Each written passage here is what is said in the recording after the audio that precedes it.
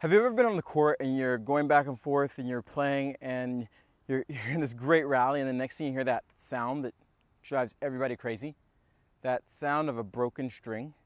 So what the heck should you do when you break a string? Should you keep like rallying from the baseline? Should you just stop the point? Is it a let? And you go get a new racket and you just jump back in? Well, it's not. So it's really important to understand exactly what happens when your string breaks and what you should do. So start with number one. It's not a let, okay? It's not a let. So don't stop playing the point. It's just something that happens and something you have to deal with. Whenever you break a string in a point, the thing you want to start doing is thinking about that, guess what? You just lost a ton of tension in your strings. So guess what the ball's going to do? It's going to start flying everywhere. So the last thing you want to do really is stay at the baseline.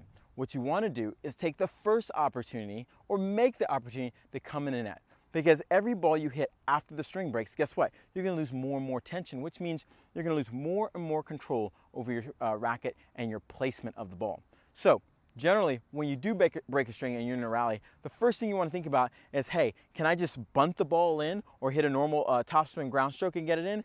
And if you can't, then you start thinking, can I slice it and get in? Whatever you do, you want to start thinking about how you can get in the net. Don't sit back on the baseline thinking that somehow, with a broken string, I'm going to be totally fine. So what you may have to do is from the baseline, slice a couple, because what you're going to notice, since the tension's gone from the strings, the ball's going to kind of float a little bit. And you can sometimes use that floaty slice and then use one to sneak in. So it's very important that you understand when your strings break, don't freak out. Just remember what Kevin said. I got to get in the net. By any means necessary, but I got to get in the net. If you still can't get in net, the thing you probably want to do is this.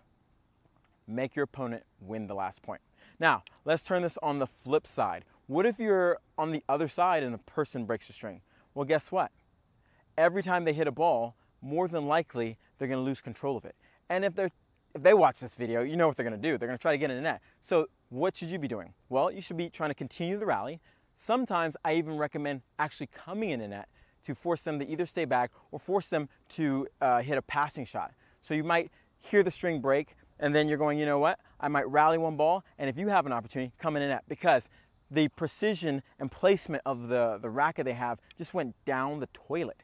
So if you're gonna come to the net and force them to have hit a great passing shot down the line, where they only have this much space, guess what? That's gonna become very, very difficult. And you can sometimes force them into a mistake. But definitely, you don't wanna make the mistake. I see so many matches where the person on the other side breaks a string, and then my guy is going for this huge forehand. I'm like, no! I mean, they have no control over the ball. So make sure the next time you either have the string break, you get your butt in the net. If you hear the string break, make sure you put either a little bit of pressure on to force them to have to hit a great passing shot, or you make them rally as long as possible. And be a little patient, because guess what? They're going to start hacking the ball and doing weird things, and you're going to get weird spins. Don't freak out and try to go for too much. Just stay in the rally, wait for your opportunity, and go and put some pressure on them. Okay, this is Kevin Garlington from TotalTennisDomination.com with a quick little tip for you if you break your strings, or if you're the person that heard your opponent break their strings. If you like this, make sure you leave a comment below. Leave your experience of it. Have you ever broken a string and you just freaked out, or you didn't know what to do, or have you ever heard your opponent break a string and what'd you do? What's a different play you might use that I didn't mention here? So try this, go out and play tough. Hopefully you don't have to deal with it, but if you do, it happens to us all. You know what to do now, okay?